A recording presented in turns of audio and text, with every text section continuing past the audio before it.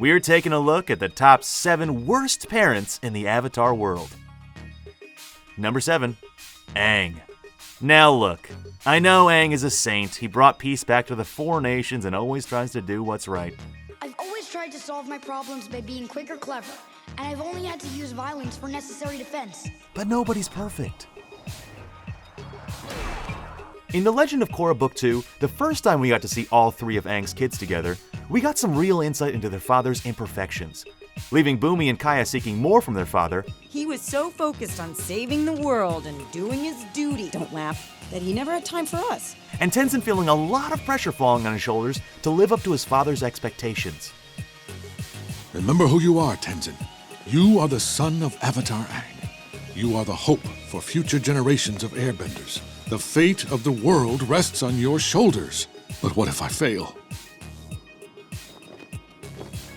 Then your father's hope for the future dies with you. I can't fail. You will.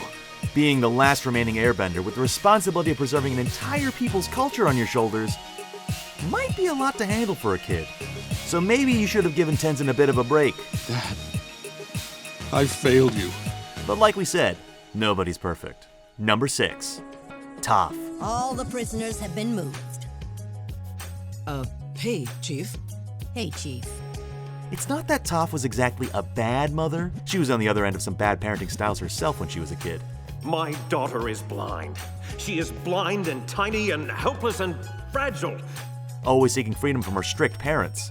You know your father doesn't want you wandering the grounds without supervision, TOPH. And when we say strict, we mean like no freedom whatsoever strict. Treating TOPH like she was absolutely incapable, when really, she was quite the opposite. Maybe the most capable earthbender we'd ever seen. But ironically, she overcorrected this when it came to her own parenting techniques, not giving quite enough parenting attention to either of her daughters, leaving both of them seeking more out of their relationship with her. So, how long has it been since you two have seen each other? Little while now. Couple of years. Try 20. Time flies when you get to be my age. I'm surprised you came to save Sue. I thought you guys didn't get along. Sue and I finally worked out our old grievances. Good. Glad we can put all that behind us. Right. We. But I mean, was TOPH the worst? I refer you to my nobody's perfect statement from before. Enough. Number 5, Lao Beifong. Speaking of the Beifongs, Lao Beifong, TOPH's father, was definitely far from the father of the year. Did we mention he was strict? Because maybe that was an understatement. The guy hired a master earthbender and a professional criminal to hunt down his own daughter and put her in a metal cage. I want you to do whatever it takes to bring her home. All for disobeying his pretty unfair rules to begin with. I've let you have far too much freedom. From now on, you will be cared for and guarded 24 hours a day. But Dad! We are doing this for your own good, TOPH. Mr. Beifong, do a little better. Number 4, HIROSHI SATO. Trust me, by the end of the week, we'll be ready to strike. We all know the common methods of parenting, like using allowances as a reward or grounding your kid to teach them a lesson, or the much less common, using gigantic weaponized mech suits to attack your daughter after she discovered your corrupt business empire supplying weapons to the bad guys technique. I now see there is no chance to save you! Oh, is that not one of them? Well, somebody should tell that to Asami's father, HIROSHI SATO. Mr. Sato, you are a horrible father! Number 3, Fire Lord Ozai. Okay, admittedly, we don't know a ton about AZULON, and for all we know, he was a great father. But we suspect things weren't quite that good. Why are you wasting my time with this pump? Just tell me what you want. And we're not just going on speculation here. Rumor has it that when AZULON's son, Ozai, suggested he be the one to take over the throne instead of his older brother, AZULON ordered Ozai to kill his own son. Dad's going to kill you. Really, he is. While true, that rumor did come from Azula, who is known to tell the occasional harmless lie herself. I'm a pretty good liar.